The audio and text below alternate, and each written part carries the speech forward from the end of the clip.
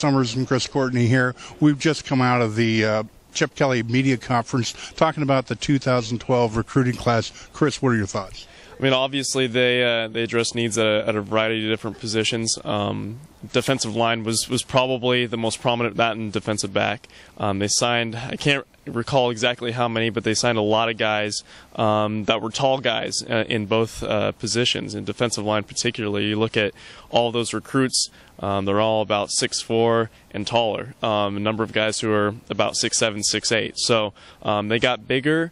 And I think they also kept the same type of athleticism that they like to have kind of throughout the entire roster as far as the guys that they picked up at different positions.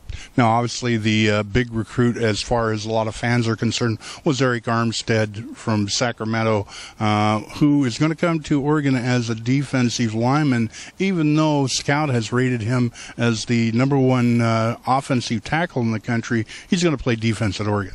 Yeah, and I think that's where, and Chip Kelly said during his press conference there, that's where they really like him. He's a big body, and he's versatile. He likes his athleticism, and he's an accomplished basketball player, and he thinks that with all of his athleticism and his ability, that he can be a guy who can get after the quarterback if he's rushing off the edge, or even as a defensive tackle in techniques where they're using only 3-down linemen. He's a guy who can really attack the center and create penetration up the middle. So he's a guy that I would expect him to be deployed at a variety of different positions on the defensive line, and it sounds like he will be a guy. Armstead, he is a multi-sport athlete, will probably play basketball for the Ducks, has already been talking to Coach Altman about that. But there are a number of other athletes that were in this recruiting class that could also participate in other sports. Yeah, actually, they got a lot of guys who can play basketball, which is kind of funny. But, I mean, you look at Chance Allen, you look at DeForest Buckner, T.J. Daniel, those guys all participate in basketball. Cody Carragher is a track athlete who's, according to Chip Kelly, ran 11 flat in the I believe is the 100 meters, and I mean that's incredible for a guy of Carragher's size, 6'6", 230.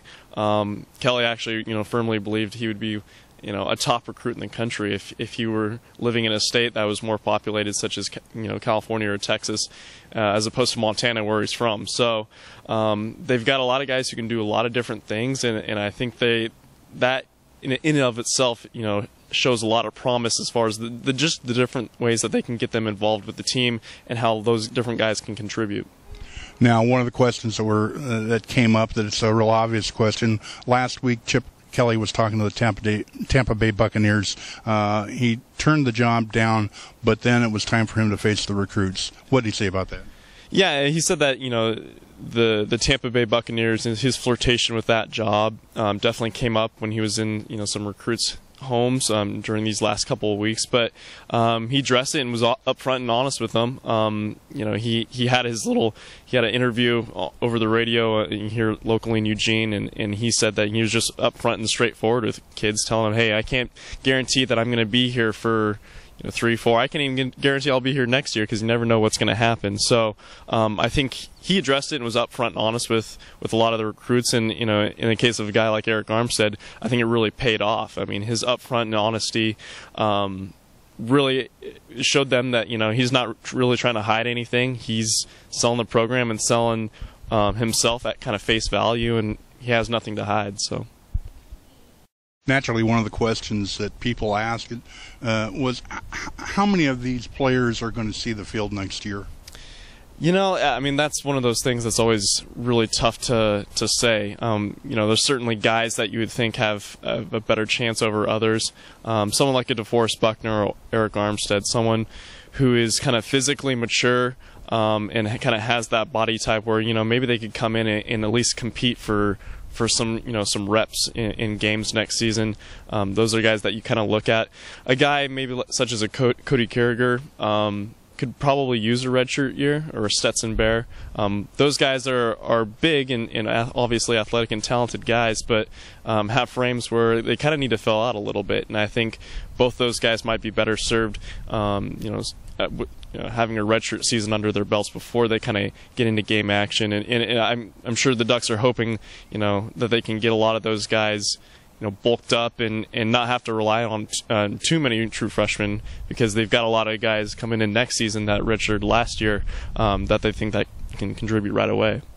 Interestingly, National Letter of Intent Day has become a real phenomenon, and a lot of people give a lot of attention to it.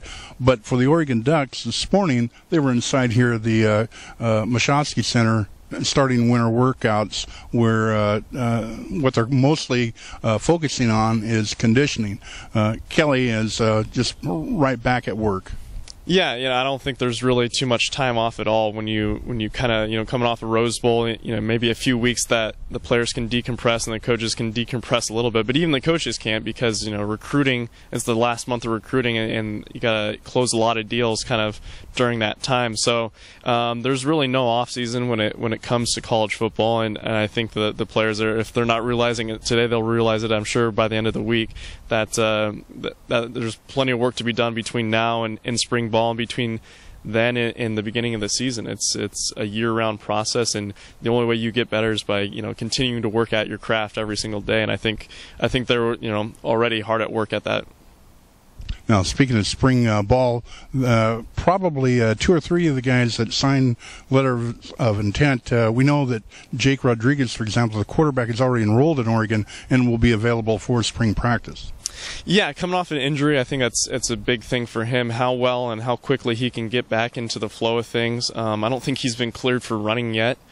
He's coming off an injury that I think he broke his tibia in a high school playoff game. Recovering from that, but he should, by all accounts, he should be ready to go by spring practice, and I'm sure he'll get plenty of reps then. Eric Armstead is another guy who should be in early for spring ball, along with Evan Bayless. That will be valuable experience for those guys. You saw with Colt Lyerla, he's a prime example of a guy who came in last year, and it was really beneficial for him. He got his head in the playbook, got kind of acclimated to everything that was going on with the football program, and it served him well. A guy who caught 5 touchdown passes last year and played a significant role on last year's team. Well, signing day is always an exciting time.